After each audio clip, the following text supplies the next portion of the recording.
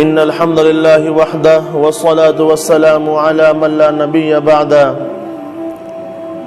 میرے محترم اور معزز سامعین کرام، الحمدللہ چند دنوں بعد شب برات آنے والی ہے، لیکن لوگ اس کے متعلق بڑی افراد و تفرید کا شکار ہیں۔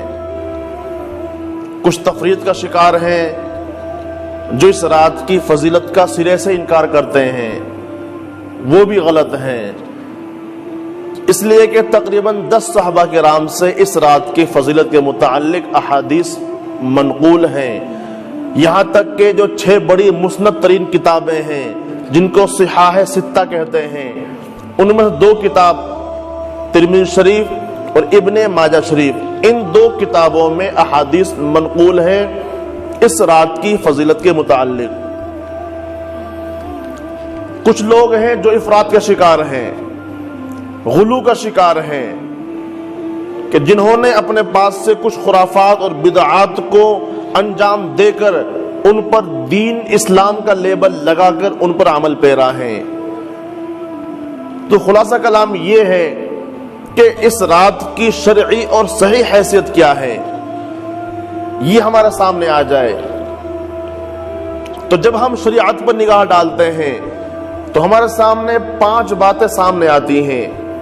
پہلی بات، جو لوگ افراد کا شکار ہیں، خاص طور پر کہ اس رات میں پوری سال کے فیصلے ہوتے ہیں، اس کی کیا حیثیت ہے۔ دوسری بات، اس رات میں عبادت کی کیا حیثیت ہے۔ تیسرے، اس رات میں قبرستان جانے کی کیا حیثیت ہے۔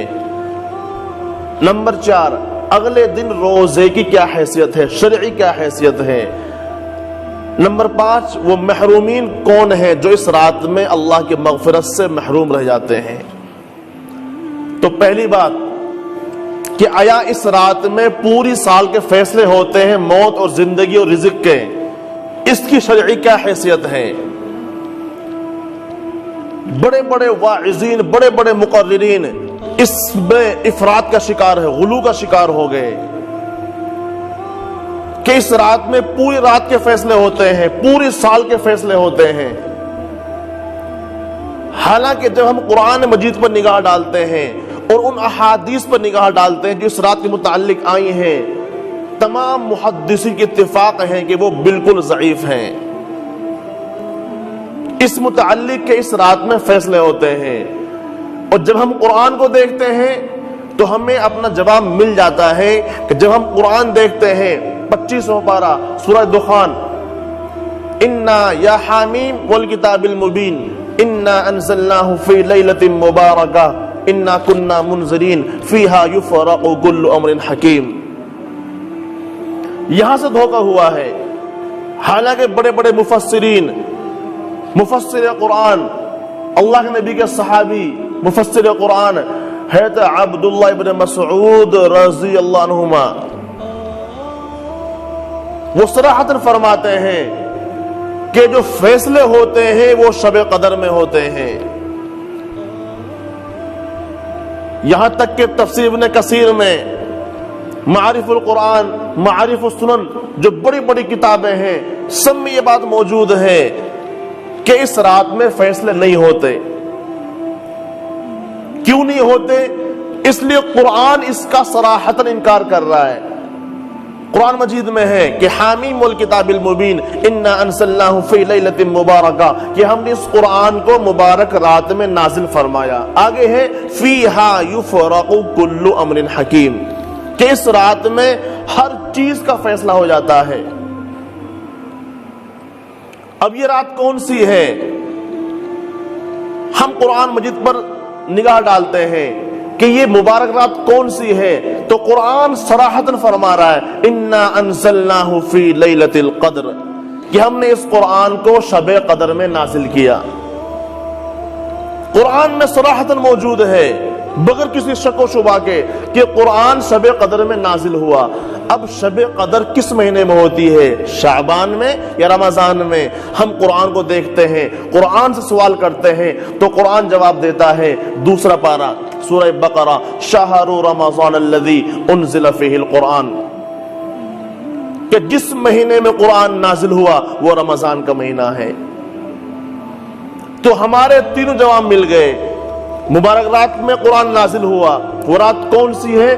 شب قدر۔ وہ کس مہینے میں ہوتی ہے؟ رمضان میں۔ تینوں جواب قرآن مجید میں موجود ہیں، فیصلہ ہو گیا۔ اس کے خلاف جو بھی بات آئے گی ہم اس کو رد کر دیں گے۔ قرآن کے مقابلے میں کسی کی بات قبول نہیں ہو سکتی۔ دوسری بات، پہلی بات ہو گئی کہ اس رات میں فیصلے نہیں ہوتے۔ وہ رات کون سی ہے؟ وہ شب قدر ہے جو رمضان میں ہوتی ہے۔ یہ بات کہاں موجود ہے؟ قرآن مجید میں۔ یہ مسئلہ کہاں سے حل ہوا؟ قرآن مجید سے، ماشاءاللہ۔ دوسری بات کہ اس رات کی عبادت کی شرعی حیثیت کیا ہے؟ تو یہ رات عبادت کی رات ہے، بڑی مغفرت کی رات ہے، بڑی برکتوں اور فضیلتوں کی رات ہے۔ اس رات کے متعلق 10 صحابہ کرام اس رات کی فضیلت کو بیان فرماتے ہیں، یہاں تک کہ ترمذی شریف میں حدیث موجود ہے کہ ان اللہ تعالی ینزل لیلۃ النصف من شعبان الی سماء الدنیا، کہ اللہ سبحانہ و تعالی شعبان کی 15ویں رات میں آسمان دنیا پر نزول فرماتے ہیں۔ فَيَغْفِرُ لِأَكْثَرَ مِنْ عَدَدِ شَعْرِ غَنَمِ كَلْبٍ، اور اللہ سبحانہ و تعالی قبیلہ بنو کلب کی بکریوں کی بالوں سے تعداد سے زیادہ لوگوں کی مغفرت فرماتے ہیں۔ دوسری حدیث موجود ہے ابن ماجہ شریف میں، فرما اللہ کے نبی نے اذا كانت لیلۃ النصف من شعبان، کہ جب نصف شعبان کی رات ہوتی ہے، شعبان کی 15ویں رات ہوتی ہے جس کو ہم شب برات کہتے ہیں، فقوموا لیلہا، اس رات میں عبادت کرو، پہلا حکم۔ دوسرا حکم وصوموا نہارہا، اس سے اگلے دن روزہ رکھا کرو۔ تیسری بات، اللہ سبحانہ و تعالی کی طرف سے منادی شروع ہوتی ہے، فیقول ان اللہ تعالی ینزل بغروب الشمس الى سماء الدنیا، اللہ سبحانہ و تعالی غروب شمس کے بعد میں اس رات میں آسمان دنیا پر نزول فرماتے ہیں۔ پھر منادی ہوتی ہے الا من مستغفر، ہے کوئی مغفرت چاہنے والا، فاغفر له، میں اس کی مغفرت کروں۔ الا من مسترزق، ہے کوئی رزق مانگنے والا، فارزقہ، میں اس کو رزق عطا کروں۔ الا مبتلا، ہے کوئی مصیبت زدہ، ہے کوئی پریشان حال، الا کذا الا کذا حتی یطلع الفجر، یعنی صبح صادق تک مستقل پوری رات اللہ کی طرف سے منادی ہوتی ہے۔ تو دو بات سامنے آ گئی، عبادت کی رات ہے، مغفرت کی رات ہے، لیکن تنہا جتنی بھی عبادتیں ہیں، نفلی عبادتیں، وہ افضل کیا ہے؟ ان کو گھروں میں ادا کیا جائے۔ اس لیے اللہ نبی کا حکم ہے، اپنا عمل بھی ہے اور حکم بھی ہے کہ فعلیکم بالصلاۃ فی بیوتکم فإن خیر صلاۃ المرء فی بیتہ الا الصلاۃ المکتوبہ، کہ تم نفل نمازوں کو اپنے گھر میں پڑھا کرو۔ یہ اللہ نبی کا حکم ہے۔ اور دوسرا اللہ نبی کا عمل کیا تھا؟ اس رات میں عمل کیا تھا کہ اللہ کے نبی اپنے گھر کے اندر تشریف فرما ہے، اپنے حجرہ مبارک میں تشریف فرما ہے اور وہاں عبادت فرما رہے ہیں۔ اور حجرہ کتنا بڑا ہے اور کتنی دور ہے؟ ایک قدم باہر رکھو مسجد نبوی، اور حجرہ کتنا بڑا ہے کہ اما عائشہ آرام فرماتی ہیں، اللہ نبی جب سجدہ فرماتے ہیں تو اما عائشہ کے پیروں پہ ہاتھ مارتے ہیں، وہ اپنے پیروں کو سکیڑ لیتی ہیں اور اللہ کے نبی سجدہ فرماتے ہیں۔ اتنا چھوٹا حجرہ، اس کے باوجود اللہ کے نبی حجرے میں تشریف فرما ہے، مسجد میں تشریف نہیں لائے اس رات میں بھی۔ اس سے کیا معلوم ہوتا ہے کہ یہ تنہا عبادت کی رات ہے، اجتماع کی رات نہیں ہے۔ اس لیے تمام فقہاء نے اس رات میں اجتماع کو بدعت لکھا ہے۔ یہ تنہائی کی رات ہے، اللہ کے سامنے تنہا بندہ ہو، اللہ ہو۔ اس لیے جو منادی ہوتی ہے اس میں بھی یہی اشارہ اللہ کی طرف سے کہ الا هل من مستغفر، ہے کوئی تنہائی میں مجھے پکارنے والا، الا من مسترزق، ہے کوئی تنہائی میں مجھ سے رزق مانگنے والا. یعنی اللہ بھی یہی فرما رہے ہے کوئی تنہائی میں مجھ کو پکارنے والا. تو دو بات سامنے آ گئی، ایک تو اس رات میں فیصلے نہیں ہوتے، وہ شب قدر میں ہوتے ہیں. یہ بات ہمیں کہاں سے ملی؟ قرآن مجید سے. دوسری بات کہ یہ رات عبادت کی رات ہے، لیکن تنہا اپنے گھروں میں عبادت کریں. اس لیے کہ اللہ نبی کا یہی عمل تھا اور یہی حکم تھا اپنی امت کے لیے کہ فعلیکم بالصلاۃ فی بیوتکم، کہ نفل نمازیں گھر پر پڑھا کرو. فإن خیر صلاۃ المرء فی بیتہ، اس لیے انسان کی سب سے افضل نماز گھر کی ہوتی ہے، الا الصلاۃ المکتوبہ، سوائے فرض نماز کے. کہ تنہا عبادت کی رات ہے، یہ اللہ نبی کا عمل بھی ہے اور حکم بھی ہے. تیسری بات کہ اگلے دن کا روزہ، اس کی شرعی حیثیت کیا ہے؟ تو جو احادیث پر نگاہ ڈالتے ہیں تو صرف ایک حدیث ملتی ہے اس رات، اس اگلے دن کے روزے کے متعلق. تمام محدثین کے اس پر اتفاق ہے کہ وہ بہت انتہائی درجے کی ضعیف حدیث ہے، جس سے ہم کسی عمل کو سنت قرار نہیں دے سکتے. تو جو اگلے دن کا روزہ ہے وہ صرف مستحب درجے کا ہے، اس کو ہم سنت قرار نہیں دے سکتے. اس لیے کسی بھی عمل کے سنت بنانے کے لیے، کسی کی عمل کے سنت کے ثبوت کے لیے کم سے کم ایک صحیح حدیث چاہیے، اور یہاں پر صرف ایک حدیث ہے اور وہ بھی انتہائی درجے کی ضعیف حدیث ہے. اس پر تمام محدثین کے اتفاق ہے. اس لیے وہ دن کا روزہ مستحب روزہ ہے، نفلی روزہ ہے. تو تین باتیں ہو گئی. چوتھی بات کہ اس رات میں قبرستان جانے کی شرعی حیثیت کیا ہے؟ کہ اس رات میں اللہ نبی قبرستان گئے ہیں، اور پوری احادیث میں صرف ایک مرتبہ شب برات کے دن اللہ کے نبی کا قبرستان جانا ثابت ہے. ضعیف احادیث میں صرف اس سے اتنا ثابت ہوتا ہے کہ اللہ کے نبی اس دن قبرستان گئے ہیں، اور کس طرح گئے ہیں؟ تنہا گئے ہیں. یہاں تک کہ اماں عائشہ کو نہیں بتلایا، بعد میں صحابہ کرام کو ترغیب بھی نہیں دی، اکیلے گئے اور اکیلے واپس آ گئے. یہ تھا. اور ہمارے یہاں کیا ہو رہا ہے؟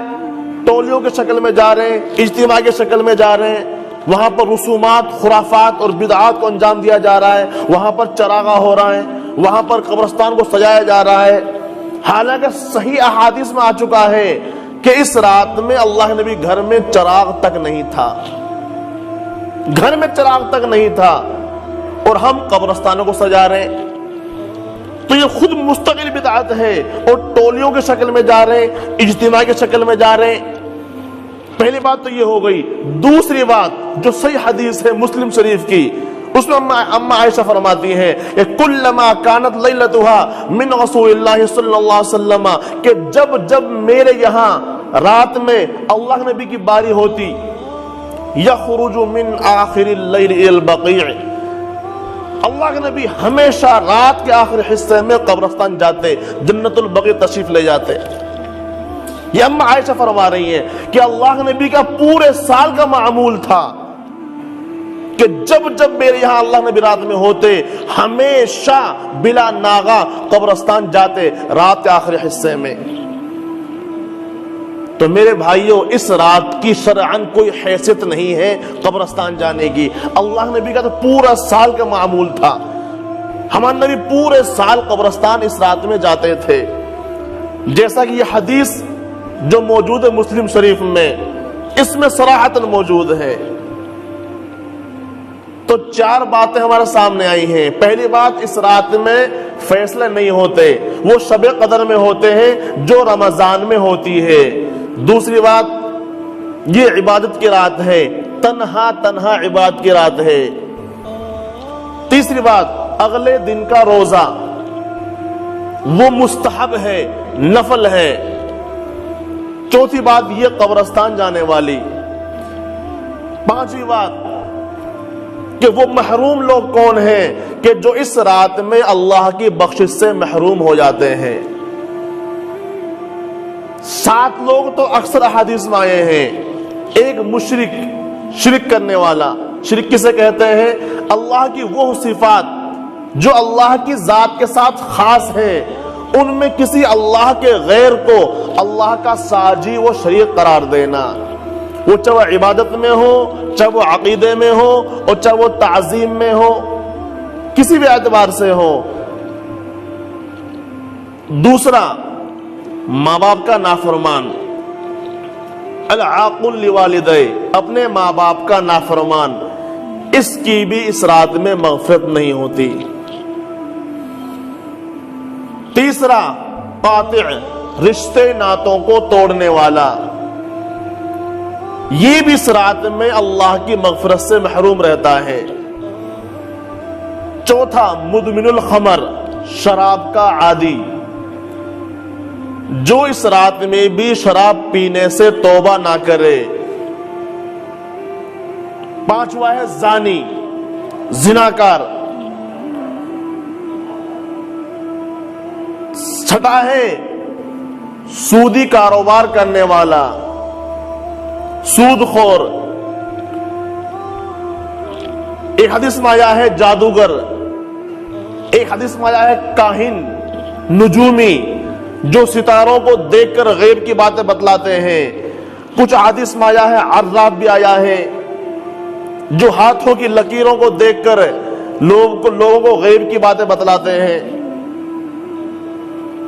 تو یہ چند گنہگار ہیں: مشرک، ماں باپ کا نافرمان، ایک مسبل، جو مرد اپنے ٹخنوں کو ڈھک کر چلتا ہو، پینٹ پجامہ ازار سے اپنے ٹخنوں کو ڈھک کر چلتا ہو، اس کی بھی اس رات میں مغفرت نہیں ہوتی۔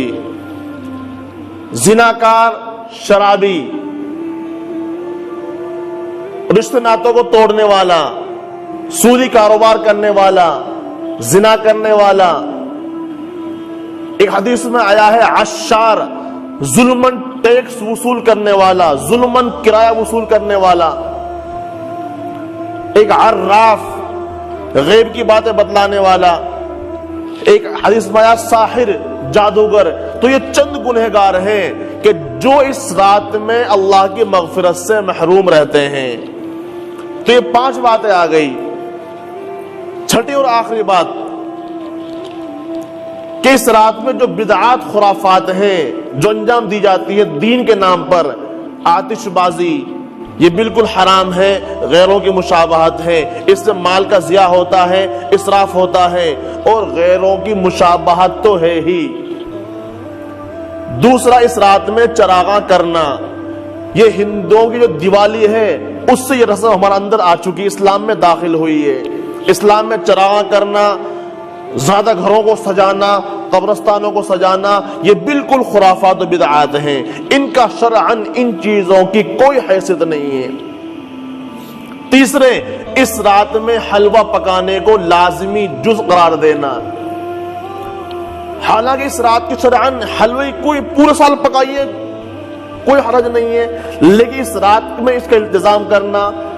چوتھی، خرافات کے اس رات میں روحیں گھروں میں آتی ہیں مردوں کی، یہ بالکل شریعت کے خلاف باتیں ہیں۔ یہ جتنے بھی خرافات و بدعات ہیں، اللہ ہم سب کی حفاظت فرمائے۔ اللہ ہمیں صحیح اور صراط مستقیم پر عمل کرنے کی توفیق عطا فرمائے۔